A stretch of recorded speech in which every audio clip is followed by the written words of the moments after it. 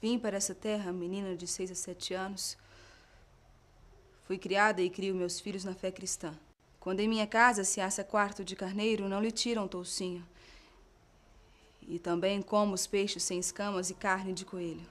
Não sou judia. O que se pôs em cena aí é uma tradicional reprovação do judeu no mundo católico, no mundo cristão, que vinha desde a Idade Média, acusando o judeu de deicídio, ou seja, ter sido responsável pela morte de Jesus.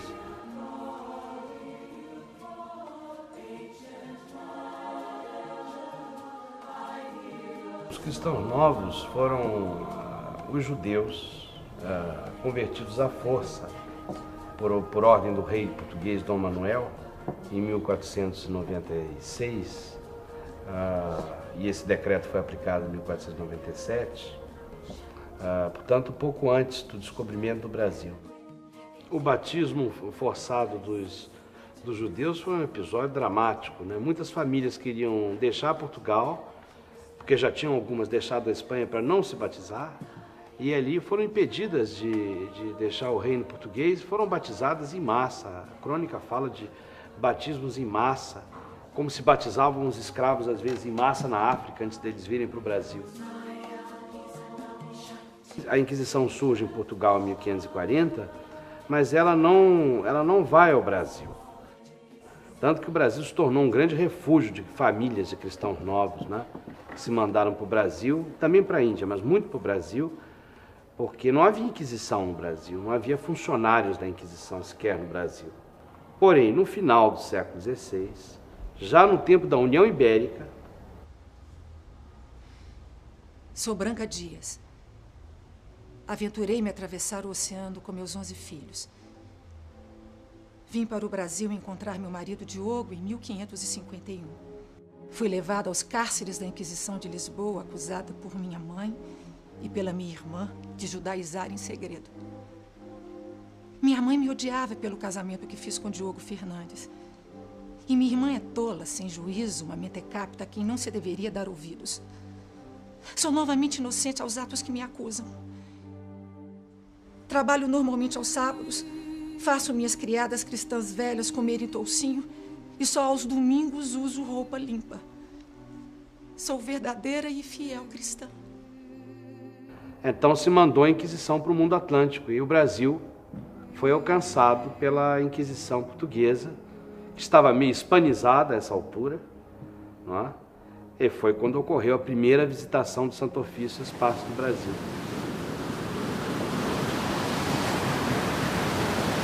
Foi um impacto extraordinário, porque até então o Brasil estava livre da Inquisição. Os cristãos novos que viviam no Brasil estavam completamente livres. Nem todos praticavam judaísmos escondidas, mas aqueles que se mantinham fiéis às suas tradições judaicas, familiares, ancestrais, praticavam tranquilamente, e todo mundo sabia disso.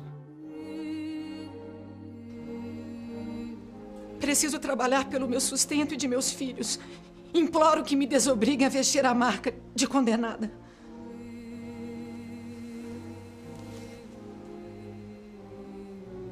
O papel da mulher era fundamental, porque não havia mais sinagoga. A sinagoga estava proibida em Portugal desde o final do século XV.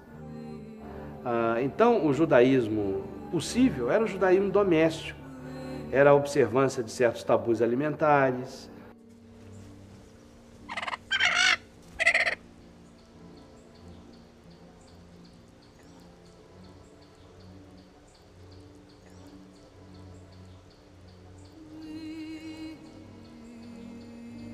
Ninguém incomodava esses cristãos novos que praticavam o judaísmo, né?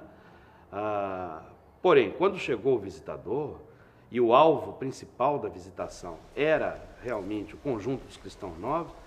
Sou cristã nova, natural de Covilhã, viúva de Heitor Antunes, mercador e também cristão novo. Confesso que para matar uma galinha, mando degolar e escorrer o sangue, por ficar mais formosa, enxuta do sangue. Quando lanço a bênção a meus netos, digo: A bênção de Deus e a minha te cubram. Lhes ponho a mão estendida sobre a cabeça. E faço isso por desastre. Quando morreu meu filho, lancei e mandei lançar água fora dos potes. Mas fiz essas coisas sem saber que era de judia. Ensinei também, neste Brasil, a minhas filhas. Pelas ditas culpas, peço perdão. Sem livros, sem sinagoga e com o passar das gerações, esse lado do judaísmo, digamos, sinagogal, ficou muito debilitado. E o lado doméstico ficou agigantado. Com isso, o papel das mulheres também ficou agigantado, né? Elas são quase que como rabinas, às vezes. A perseguição aos judeus e a hostilidade aos judeus, ela foi adquirindo novos significados ao longo do tempo, né?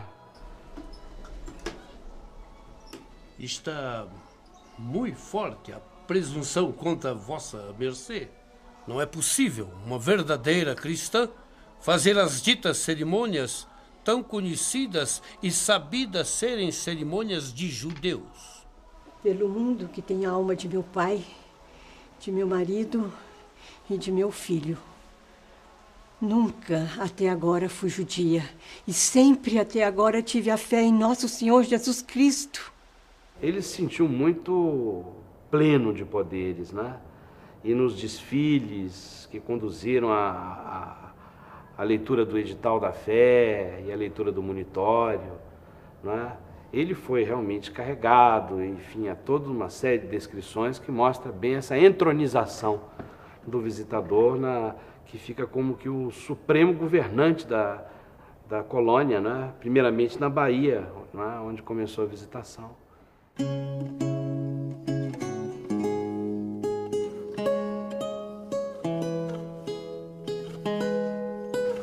Na sede de Salvador, foram celebrados os atos essenciais da primeira visitação do Santo Ofício ao Brasil. A população aqui na Sé tinha conhecimento dessa realidade inquisitorial para justamente compactuar com a ação do Santo Ofício.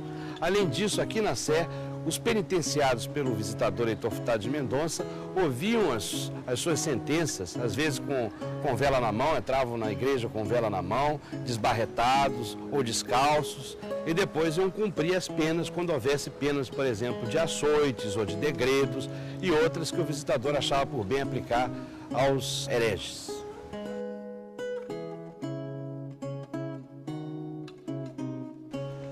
Meu nome é Marta Fernandes. Fui escrava e amante do padre Francisco Fernandes na cidade de São Miguel, em Portugal. Com ele tive filhos. Engravidei aos 15 anos. Com medo do bispo, ele me casou com Fernão Gonçalves, um homem pobre e que foi preso várias vezes por pequenos furtos. Durante os 10 anos em que estive casada, continuei escrava e amante do padre. E com ele tive mais 2 filhos. Depois, descobri que ele tinha outra mulher e, com raiva e por ciúme, joguei um vidro de tinta no rosto dele. Fugi para a Ilha da Madeira. Lá fiquei por 2 anos. Depois vim para o Brasil. A viagem foi cheia de contratempos, inclusive com assaltos de piratas ao navio. Aqui, me casei com o marinheiro André Duarte. No ano de 1590, já em Pernambuco, fui vista por um homem que esteve presente em meu casamento há 20 anos atrás em Portugal. Fui denunciada de bigamia. A Inquisição tinha lá um rol de pecados que eram suspeitos de serem mais do que pecados, serem erros de fé. E o principal deles era o judaísmo. E uma série de outros desvios de conduta sexual, não é, ou moral, não é, que a Inquisição julgava mais do que pecados, mas erros de consciência, conforme a frequência com que eram praticados, conforme o ânimo com que eram praticados. Por exemplo, no caso das relações homossexuais, que eles punham no rótulo de sodomia nessa altura, não é?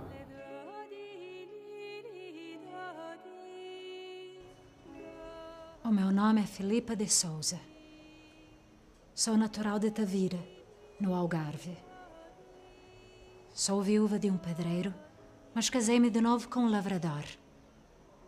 Um homem pobre, portanto trabalho como costureira. Vivo da agulha. Gosto de costurar para mulheres. Gosto de mulheres. De abraçá-las. De beijá-las. Já mantive romances variados com moçoilas, mulheres da minha idade e até mesmo com a esposa de um contador da fazenda do governo.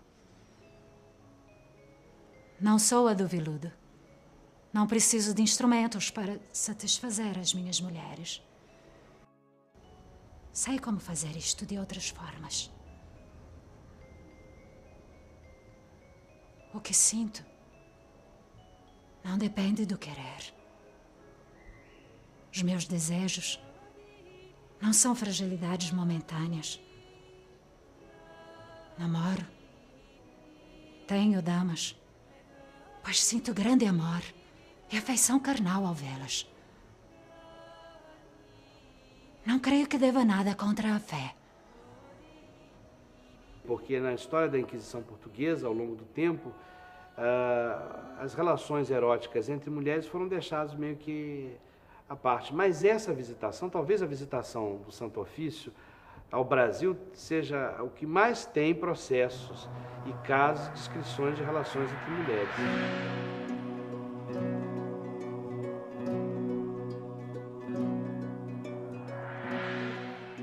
Aqui pelas ruas de Salvador, os penitenciados pelo Santo Ofício, quando condenados a açoites, eram chicoteados à vista da multidão.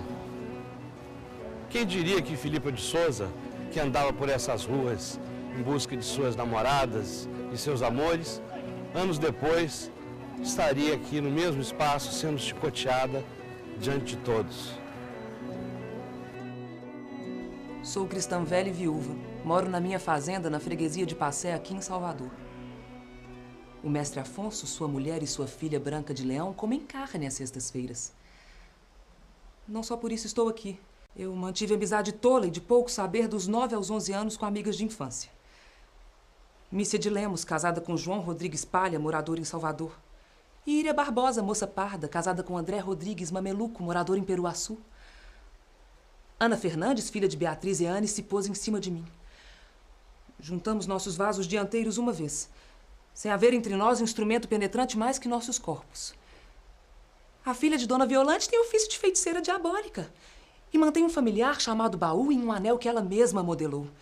E a filha de Dona Polônia dorme com estrangeiros por detrás, consumando o nefando pecado, e ele paga um bem. Outro aspecto interessantíssimo dessa documentação é a ausência de privacidade na vida cotidiana. Todo mundo sabia de tudo. Quem andava com quem fazia o quê, quem comia ou deixava de comer tal ou qual alimento. Era uma verdadeira teia da intriga, da qual se aproveitou o visitador quando chegou à Bahia.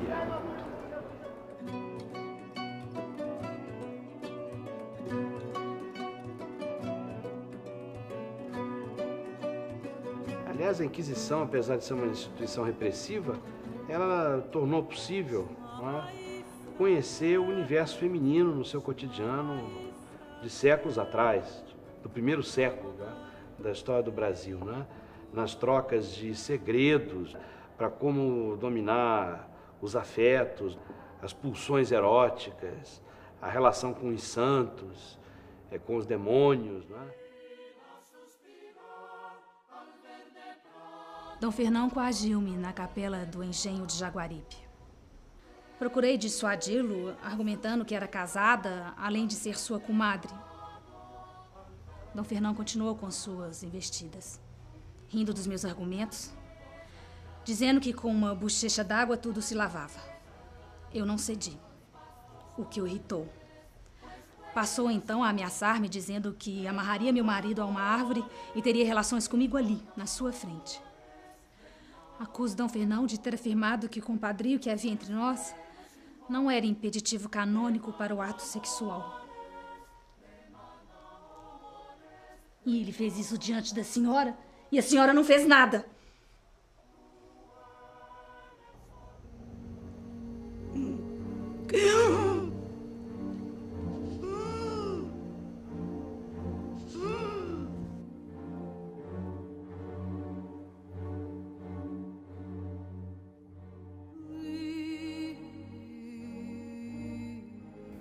A publicidade diz: o corpo é um negócio. A ciência diz: o corpo é uma máquina. A igreja diz: o corpo é uma culpa. O corpo diz: eu sou uma festa. Tirinhas de amor para conquistar o homem amado. Tirinhas de amor para amansar marido bravo.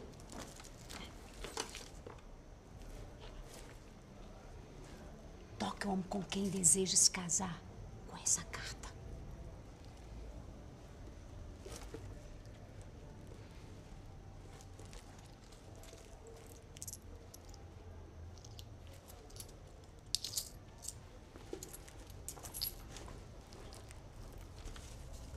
Tirinhas de amor para amansar marido bravo. Grãos de feto para embuchar.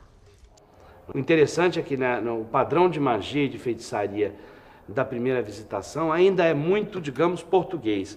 Ao contrário do que aconteceu ao longo dos séculos, em que os elementos africanos começariam a penetrar e a se misturar com essa tradição de magia portuguesa, né? Dando uma outra coloração, uma outra morfologia, não é? É isso. Vivo de vender nas ruas cartas de amor. Tirinhas de papel que contêm fórmulas para conquistar o amor de alguém. Possuo também em minha venda imãs para atrair os sentidos, grãos de feto colhidos na véspera de São João, imãs para atrair os sentidos, grãos de cordas e ossos de enforcados. Tem também favas que servem para facilitar mulheres a homens. Para selar a conquista, basta tocar o amado com a fava.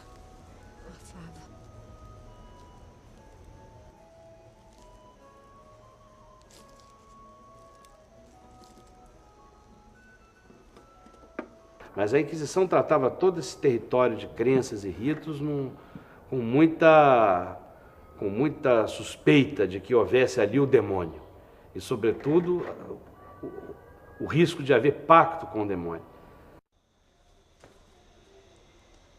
Meu nome é Maria Gonçalves Cajado, conhecida também como Ardilho Rabo. À meia-noite, no meu quintal, com a cabeça no ar, com as portas abertas para o mar, eu enterro e desenterro botijas, nua, da cintura para cima e com os cabelos soltos.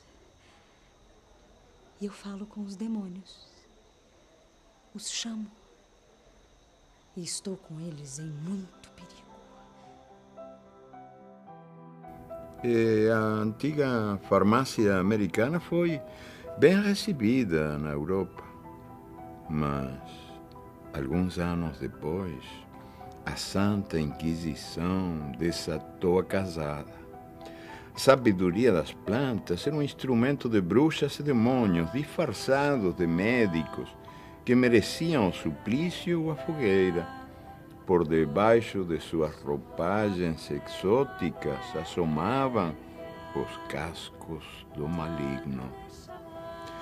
Essas beberagens, esses ungüentos vinham da América, do inferno, como os fogos do chocolate e os fumos do tabaco, que convidavam ao pecado em leito alheio, e como os cogumelos demoníacos que os pagãos comiam para flutuar nos ares pelas artes malvadas de suas idolatrias.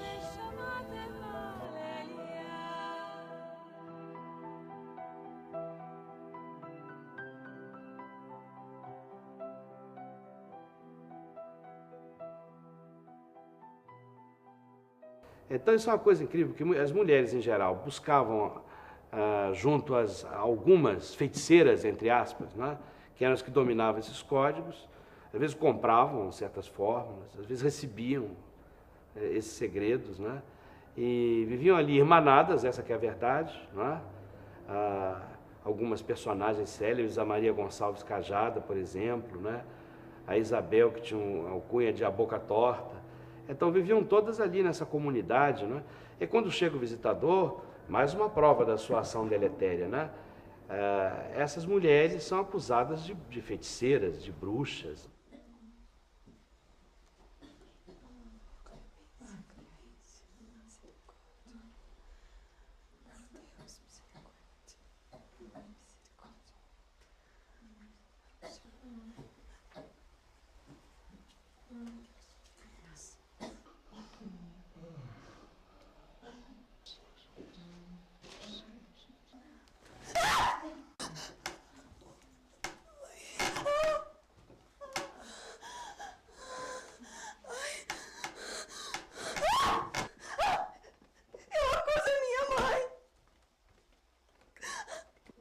Dias de guardar o sábado, de nunca ter pronunciado o nome de Jesus, de manter atitudes desrespeitosas às missas, de limpar a casa às sextas-feiras. Eu acuso a minha mãe, Branca Dias, de expor em casa Torá aos sábados.